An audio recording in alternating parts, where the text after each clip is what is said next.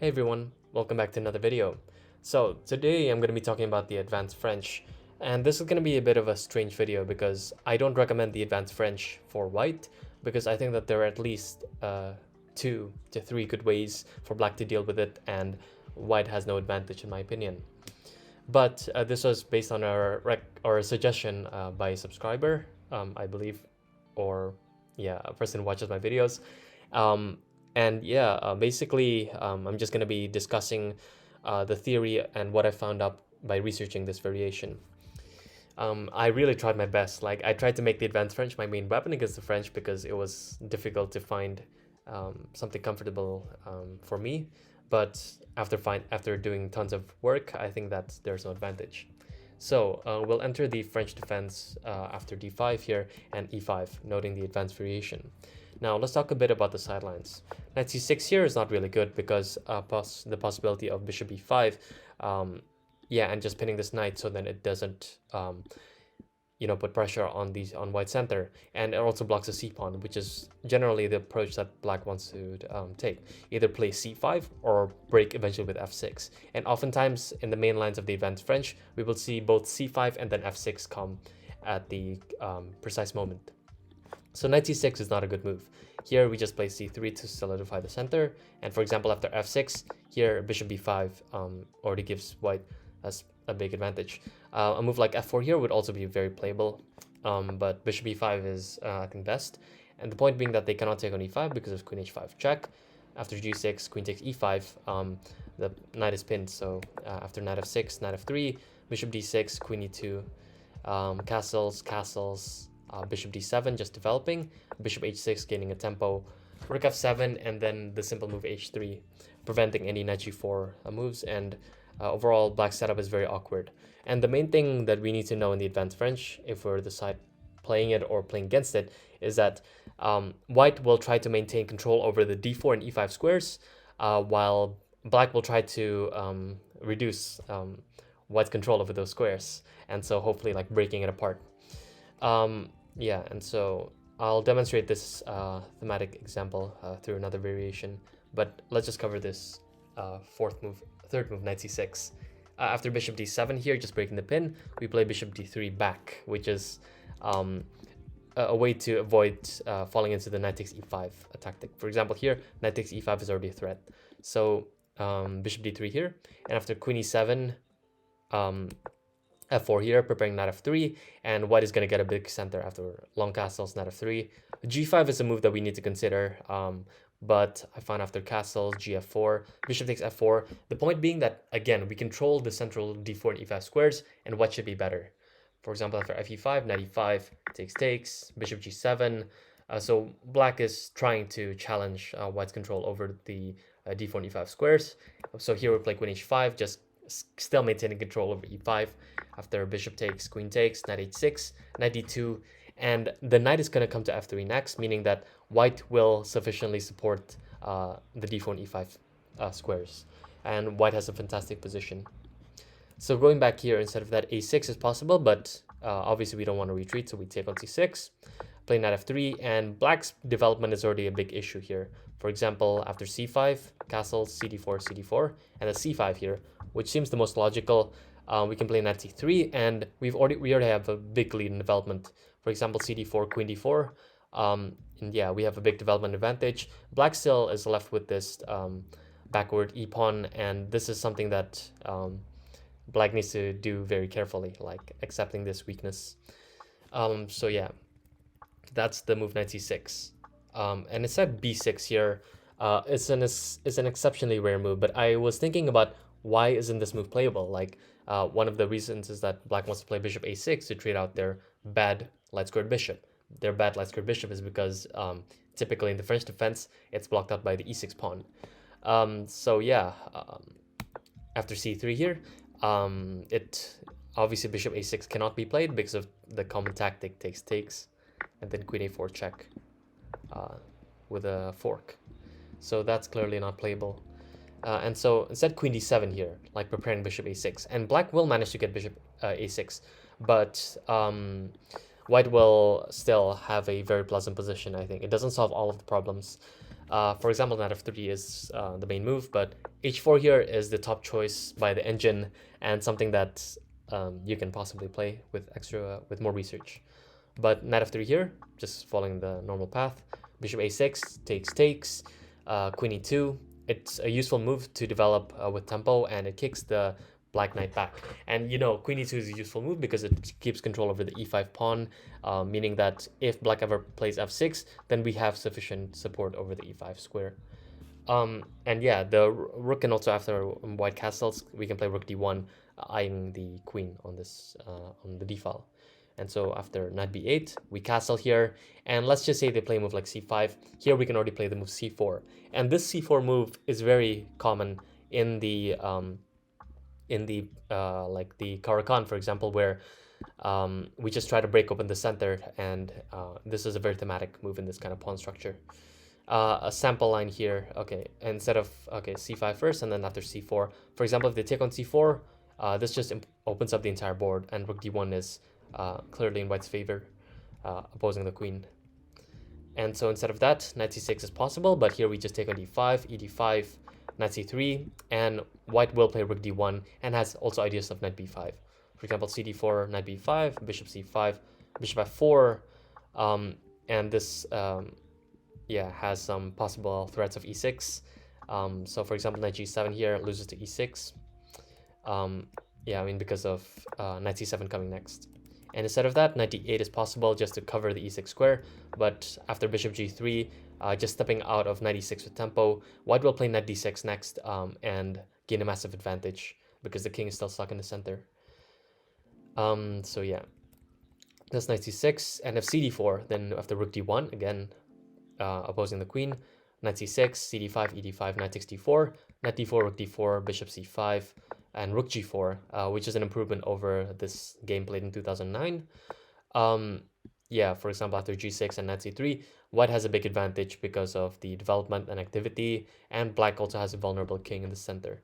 So that's already giving white a big advantage. Instead of that, knight e7 is better, but after rook d1, if they play knight g6, then we play h4, making use of the misplaced knight on g6. That's a common idea also in many openings. After h5, we just play g3, and white defends the h4 pawn nicely and is preparing to play c4 next because the rook is perfectly placed, opposing the black queen. So yeah, white has a big advantage there. So instead, knight f5 is better, but still we play c4, and if black opens up the position, then white will be very happy with the initiative. And so c6 is the only way to optically like close up the position. And here again, we play h4 just to gain space and possibly threaten h5 to put black in a bind. After h5 here, knight c3, bishop e7, g3, just defending the pawn. Queen c7, it prepares the move knight d7. And after bishop g5 here, white has a big advantage because if they trade off the dark-squared bishops, then all of the dark squares around here will be weak. And black still has a vulnerable king, so that's also good. So yeah, that covers this b6 and bishop a6 stuff. And so here the main move is c5 by far. You'll play all this like 99% possibly of your games. Yeah, we'll follow c5. And black follows the principle of like breaking down white's center, possibly with queen b6 and knight c6. And so after c3 here, here c takes d4 is interesting. The general wisdom is that black should not take on d4 until the white knight has moved to d2, for example, because right now after c takes d4, the white knight is able to come to c3. But still, I don't think this is like a mistake or anything, because after knight c6, knight f3, like knight g7, I think black will be perfectly fine following like knight f5, like knight f5, yeah, putting pressure on the d4 pawn. I think this is slightly better for white, but it's not anything significant. Instead, queen b6 here is a sideline, and I knew I started to research this because of the game between Parham Magsudlu against Magnus Carlsen in the World Bliss Championships. But actually, before going into that, I want to mention that in the that there's this that there are two ways for white to approach the center, either supported with eventually playing f4, or giving up like some of the pawns in the center, but still maintaining firm control over them. For example, with moves like knight f3 and queen e2, so meaning that even if black plays f6 and we take, or like we wait for black to take, then we will still be controlling the e5 and d4 squares, which is critical in this variation. So sorry if that doesn't make sense. I'll just show an example. After knight c6, which is the main line, and knight f3, let's say queen b6 and bishop d3, which is one of the moves. Here, for example, bishop d7 is not a good move because of this kind of modern treatment of this of white center in the advanced French, which is d takes c5. It looks strange because we don't typically want to give up our center, but the point is that as long as we still maintain firm control over the e5 square as well as d4, then this capture on c5 makes a lot of sense. For example, after bishop c5 castles and f6, it looks like white center is going to crumble. But actually, after first half we gain a tempo against the bishop with b4, bishop e7, and the bishop f4. So white supports the center, and if they keep control over the e5 square, then they should be more than okay. For example, fe5, knight e5, knight e5, bishop e5, and then knight f6. And then here, a thematic way to bolster the control over the e5 and d4 squares is this move knight d2, preparing knight f3 next. And so after castles, knight f3, bishop d6. Here we don't want to take on d6. We rather want to play queen e2 to maintain control over the e5 square. So this should be better for white. That just shows one of the thematic ideas. And this is very important in relation to this variation after queen b6, because after knight f3 and bishop d7, okay, so knight c6 transposes into the main line, but bishop d7 here, the idea is to trade off black's bad bishop with bishop b5. And so here I think bishop d3 is, okay, first off, it's what Carlsen chose against Magsudlu. And yeah, so first off, if cd4, then knight takes d4. Yeah, so black concedes the like pressure or against the center and actually releases the tension early. And here we should take on d4 with the knight because cd4 would allow knight c6, and this transposes into what's known as the Milner Barry Gambit, which we will try to see in the main line. Essentially, it's when white plays bishop d3 in the main line. And here knight takes d4, it just prevents bishop e5. And let's say if they play knight c6, then we can take here. Take on c6, and after bishop c6, okay, I think queen e2, and then playing like knight d2, knight f3, it is a very good like position as long as we keep control over the e5 square. Yeah, but I think more research needs to be done here. In general, like what should be better here?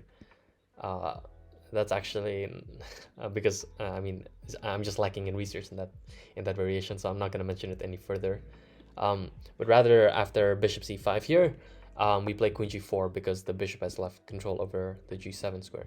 If they play g6 here, then this creates too many weaknesses. We can play knight a3 here, and after knight c6, yeah, here they can take on f2, but this would allow like the king to go up the board, and then rook f1 is coming, and this opening of the file is very nice for white. For example, after bishop takes c6, rook f1, white has plenty of initiative for the pawn. And so instead, after knight a3, knight c6, okay, like knight c6, bishop c6, I think a move like castles or even b4 here. Let me see. Yeah, b4 is playable, castles is best, and white should be better here. Because of the possibility of b4 in the future, and still all of these dark stroke weaknesses are pretty bad. So instead of that, knight e7, but yeah, I mean, just playing in like the win-over style, like allowing queen takes g7 here, but we don't want to take that because rook g8 and then picking up g2 would be not very nice. So we just castles after knight g6, knight b3 here, gaining a tempo against the bishop, and knight takes c5 runs into queen takes g7 with a fork, so that can't be played, and so bishop b5 here. And yeah, let's just consult the engine because I'm actually lacking in this knowledge. And here, yeah, bishop e3 gains a tempo, and queen c6 here, I guess bishop g6, hg6, and then knight d2, or yeah, I mean rook e1 first defending the rook, and still white controls the e5 square and has a nice space advantage. So yeah. So that's after bishop d3 and then c takes d4. But here bishop b5 is the idea, which was chosen by Max Ridley against Carlsen. And here the reason why I showed the thematic example before of like playing d takes d5 is that here d takes d5 is best. And despite giving up, black gains a tempo by developing the bishop in one move. This is very much playable, and this is actually the best. After bishop takes c5, here we play b4. The point being that bishop f2 cannot be played because the bishop does not have a retreat square on this diagonal nor on this diagonal. Like all of the squares are covered. So after king e2, there's already the threat of bishop takes b5 and like king takes f2. So bishop takes d3, queen d3, and rook f1 is going to come next, and black cannot save the bishop.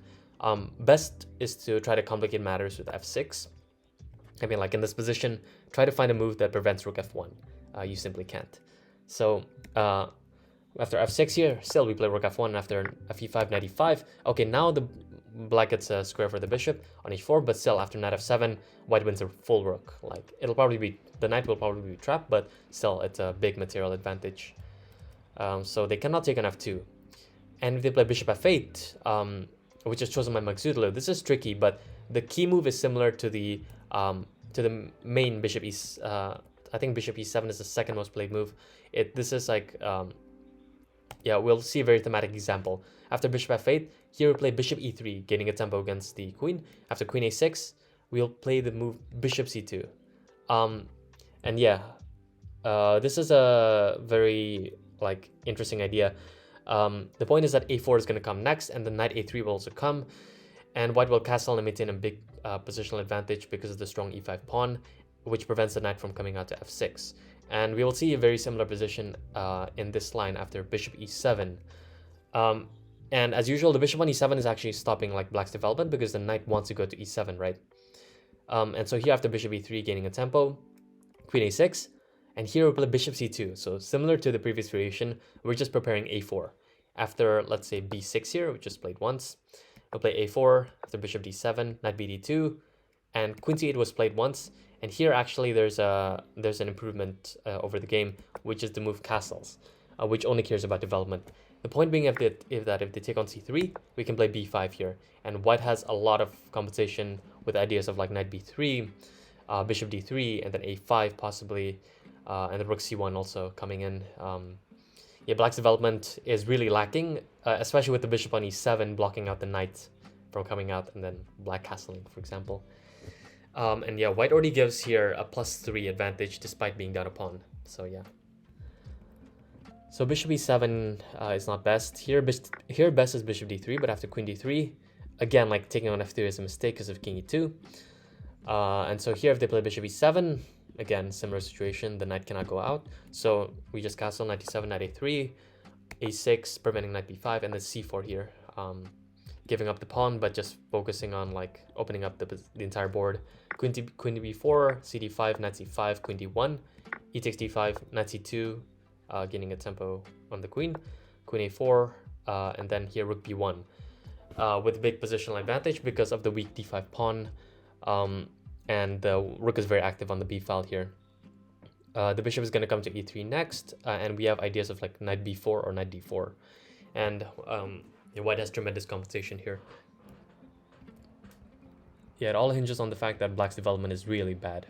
Here instead, bishop f8 is possible to keep the square open for the knight, but still after castles, knight e7, bishop e3.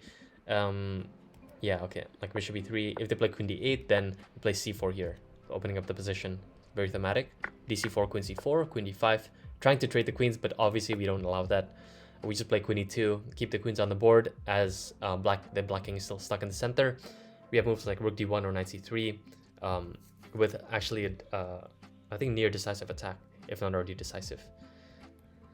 Instead, knight bc6 is possible, but here we just play knight c3, and if they take on b4, then we play queen b1 with the tempo on the knight. So knight f5, opening up the bishop's defense on the knight. A3, knight takes e3, fe3. We don't care about this. We just care about opening up the position. Knight c6, cd5, ed5, and queen b7. And if they play rook c8, then we can take on d5 because the rook is hanging.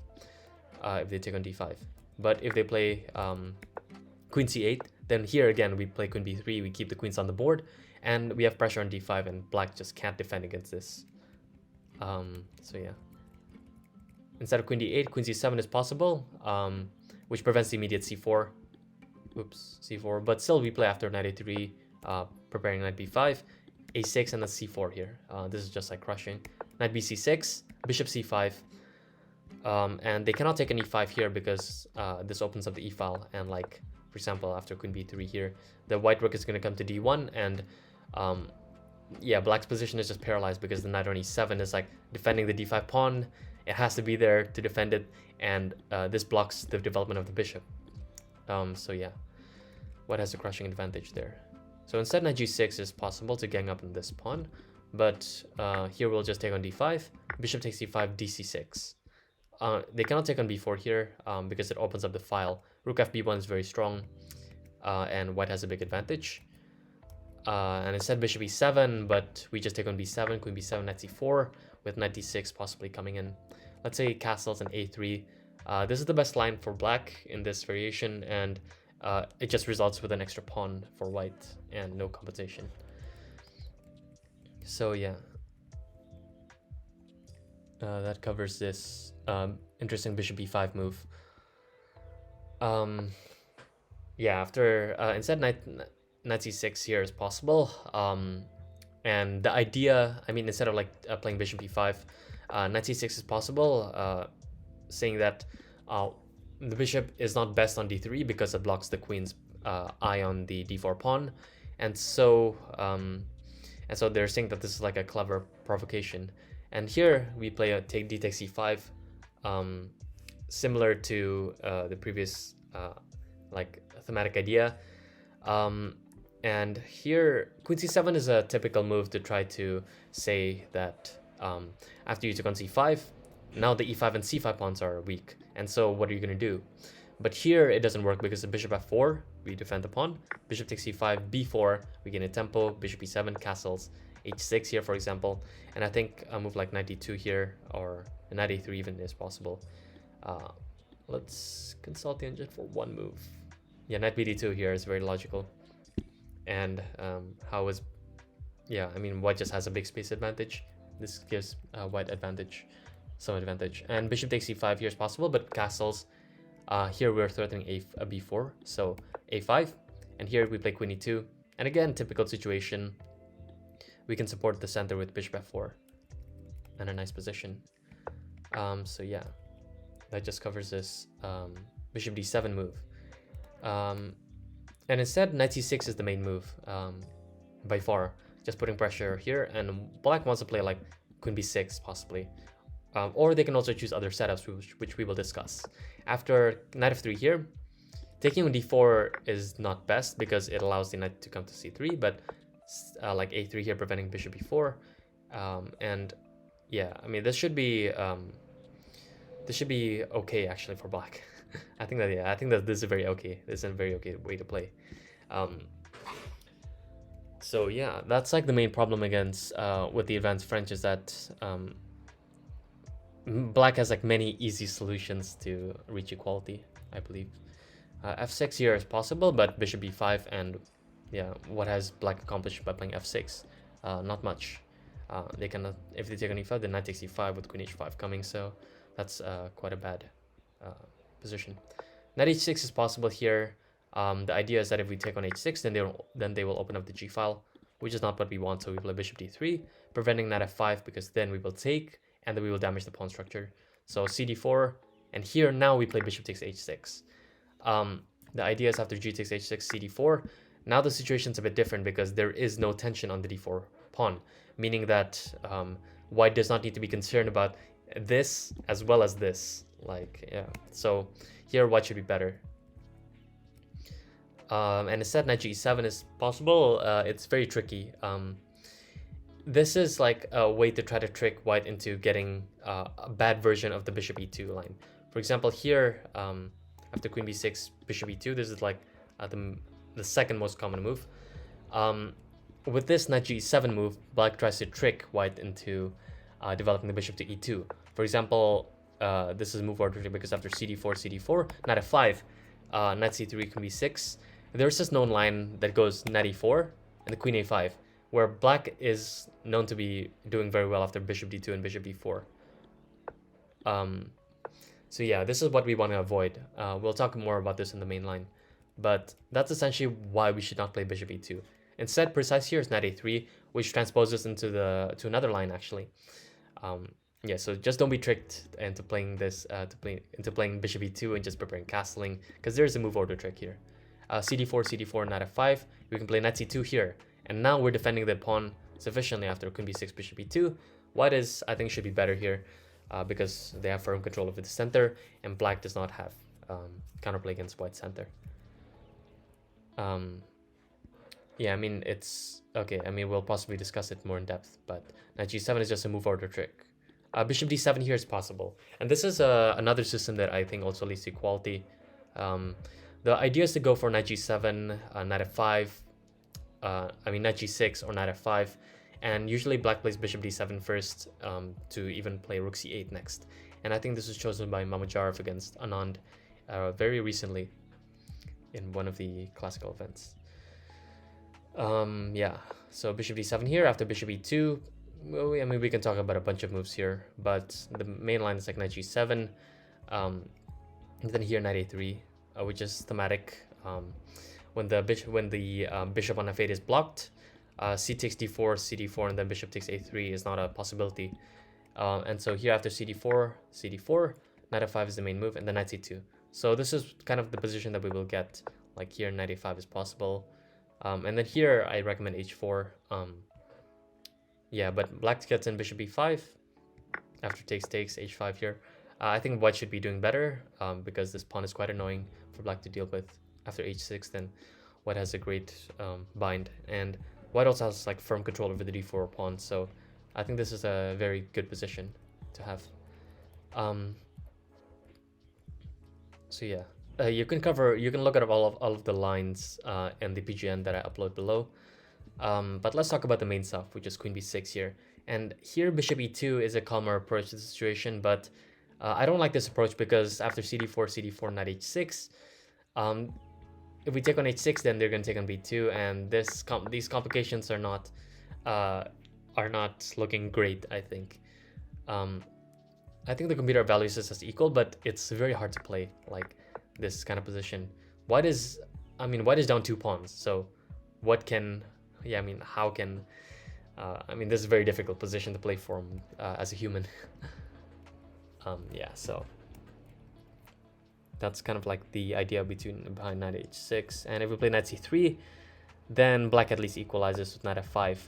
And here we will look at this line with knight a4. And the idea is queen a5. So if they play queen d8, then we'll be very happy to get this position, because after, for example, this, we'll play a3, and then b4, and then bishop b2, and for example knight here castles b4 here, and we have a typical bishop b2, rook c1, knight c5 plan, which is very easy, and we can also consider g4 in the future. Yeah, this is a typical like Philidor plan to play b4 and then plant the knight on c5, and this has been known for a very long time. So yeah, queen a5 here is the idea, and if we retreat with knight c3, then yeah, then possibly there could be a draw situation going on. Or even like bishop b4, maybe annoying. We have to play queen d3, which is not ideal. But here bishop d2 is the main move, and then like bishop b4, and here if we took on b4, then there are going to be some problems on d4. So here knight bishop c3, but here after b5, we're going to enter a very forcing variation. And after this, I think that this favors black significantly after bishop d7. Yeah, and the problem with the advanced French is that typically the d4 pawn will be quite weak, and here it's especially weak because there is like black can just focus on like keep on putting pressure here. I mean, like with ideas like this, something like that, and it's gonna be very hard to defend the d4 pawn. So that's a constant worry that white needs to have in the advanced French. Yeah, so bishop e2 is like the second most common move, but I think it's just bad, to be honest, after cd4 and knight h6. Black gets very comfortable play. So instead here a3 is is the main move. The idea is that if we can get b4 in, then we're going to be very happy to get this kind of structure. For example, if they play knight h6 here, we play b4. I mean, this prepares knight f5, but here after b4, if they take on b4, this is actually very bad because white maintains a nice pawn chain. And this is not what black wants to do. Black has no counterplay on the queen side nor the center, so we're completely dominating on those sides of the board. For example, bishop d7, bishop d3, a5, we just played once, we just castle, the pin on the a file is still there, rook c8, b takes a5, knight takes a5, bishop takes h6, g6, and queen e2, and white just has better activity. White prevents the move bishop e5 by black, and a move like knight c4 can always be met with knight d2 to pressure the knight and just challenge it. So this is a very nice position for white. So taking on b4 is not right. Instead, taking on d4 is best. After cd4, knight f5, now white has a decision to play. The move bishop e2, which is very, very logical, just defending the pawn, or bishop e3, which is very interesting. Now, this looks strange, but the idea is that white is fully prepared to accept doubling of pawns because it opens up the f file. So for example, here after knight takes d3, okay, wait, let's just say bishop e7 first, because I looked at this one course online and bishop e7 was mentioned. I just want to show the thematic idea. Is after bishop d3, takes, f6 here, castles, queen c2, yeah, it provokes f5, and after knight bd2, we have knight b3, knight c5 coming, and this is a very pleasant position. However, bishop e7 does not have to be played, that's just wasting a move. f6 here immediately is best. And if we take on f6, then after gf6, white is struggling here because of the possibility of e5.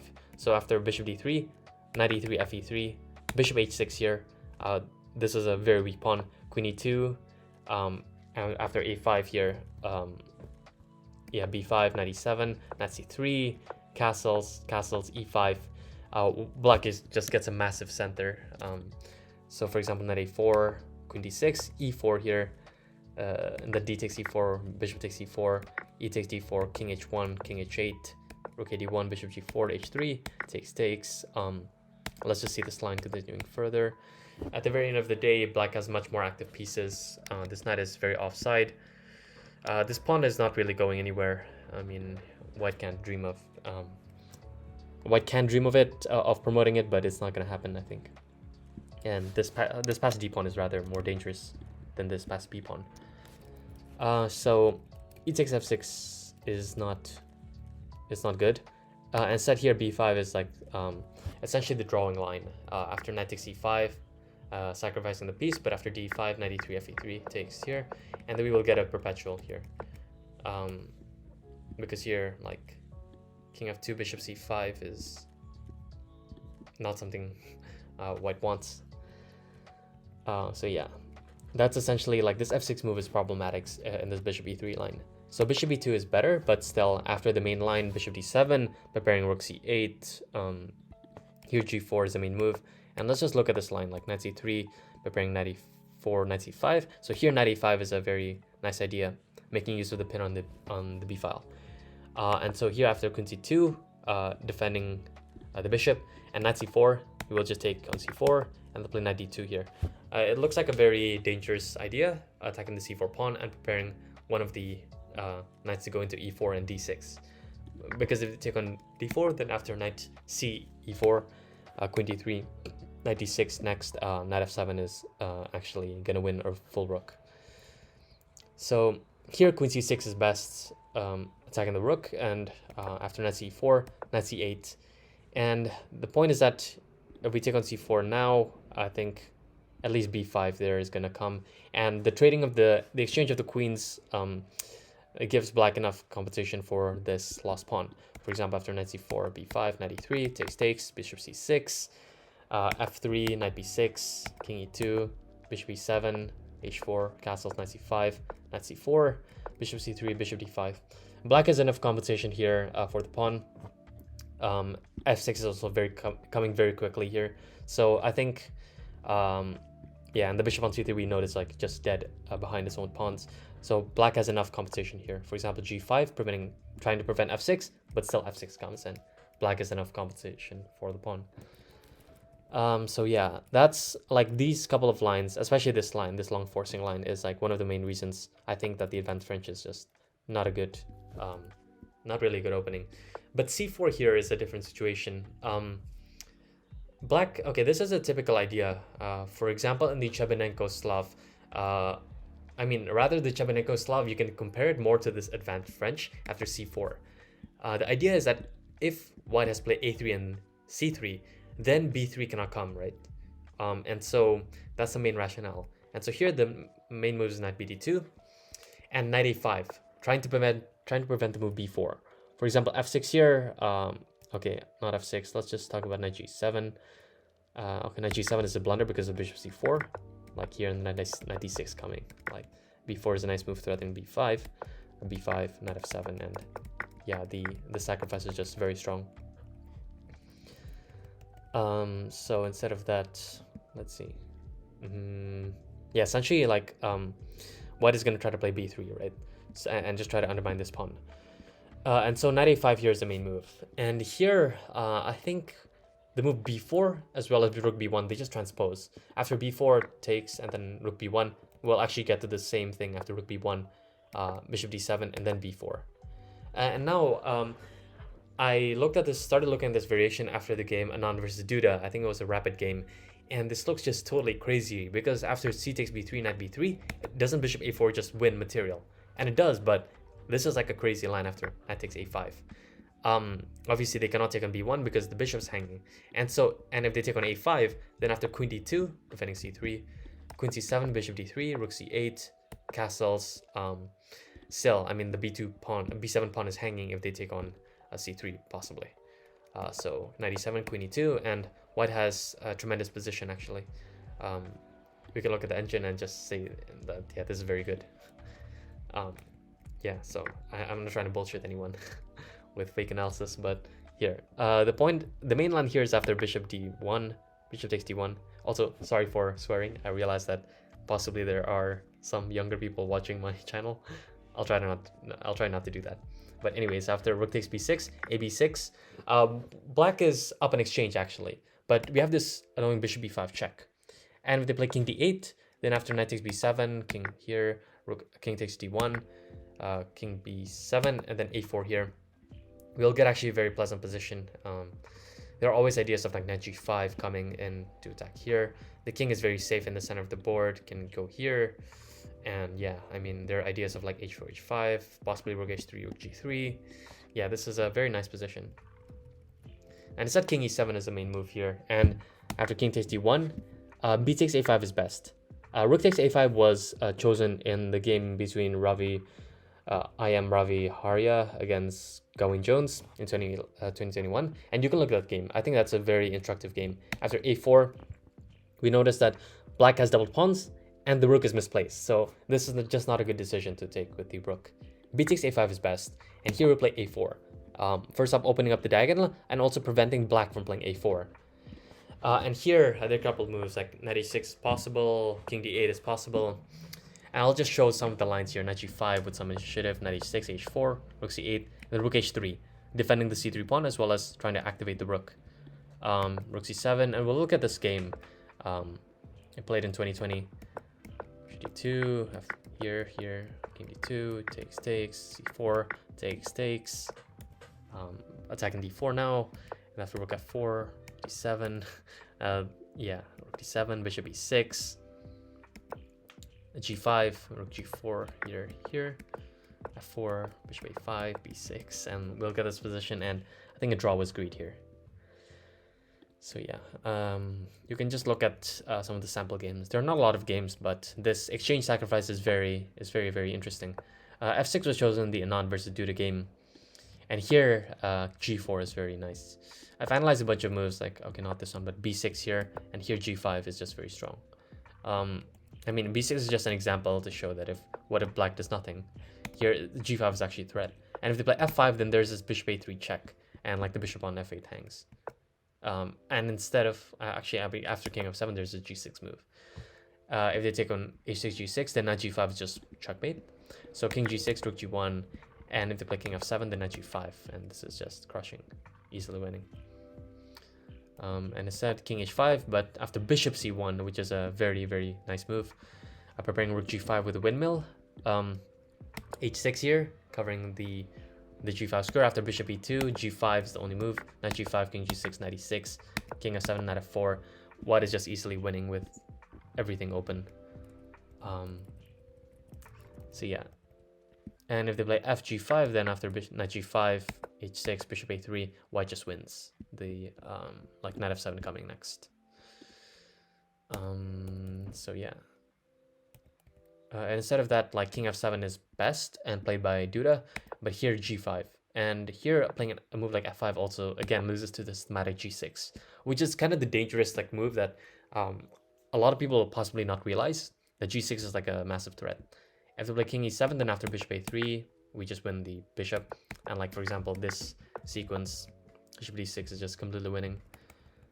And instead of that, king takes g6, then we open up the g file. So we go king f7 at g5, bishop a3, and then we just take on e6, take the bishop, completely winning also.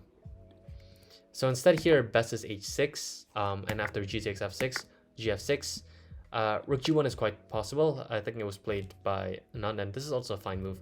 But ef6 is what I recommend, and king takes f6 is not good because after bishop f4, the king will step away from the first rank, and then rook b1 will come to pressure the b7 pawn. And best here, I mean, just an improvement from black is just to play bishop d6, saying that they will take the pawn next anyway. So just develop the bishop to prevent bishop f4. And so after knight e5, king f6, bishop f4. There's some sneaky ideas here of giving a check on g3, h4. The bishop can also retreat to d3. And now the knight can't actually develop to e7, for example, because of knight d7 check. Like knight e7 check would just pick up the bishop. So that's like kind of the struggle that black is dealing with right now. Here rook h7 is best to cover the d7 square. And here king d2. And the computer assesses this as balanced, but it's not really clear what's going on. Like the main difficulty that black faces is like the development of the knight. And so you could say that white has sufficient compensation here, which objectively they do. But it's not an easy position to play for either side, I think. So yeah, that essentially covers what I want to say on the advanced French. There are many lines that I don't actually discuss, mainly sidelines, but I think I've covered most of the critical ideas, which is that in this, first off, in the c4 line, I think white is doing quite okay. I mean, white is not better, but there's that interesting exchange sacrifice. Additionally, like cd4 here, like is very playable, and the knight g7, knight f5, this is very playable. And like let's see, knight c6. I think cd4 is also playable here. It just transposes to the previous line with knight c3, knight f5. So yeah, that essentially covers this. Like that finishes this video. That's what I want to mention about the advanced French. I hope it was useful. Yeah, I'm sorry it's kind of unstructured, but that's kind of the best that I can do right now. So yeah, thanks so much for watching. If you enjoyed this video, please like and subscribe. Share this if you enjoyed it. And if you have any suggestions for future videos, then please do comment down in the comments below. And yeah, I'll see you guys next time. Stay safe and have fun playing chess. Bye-bye.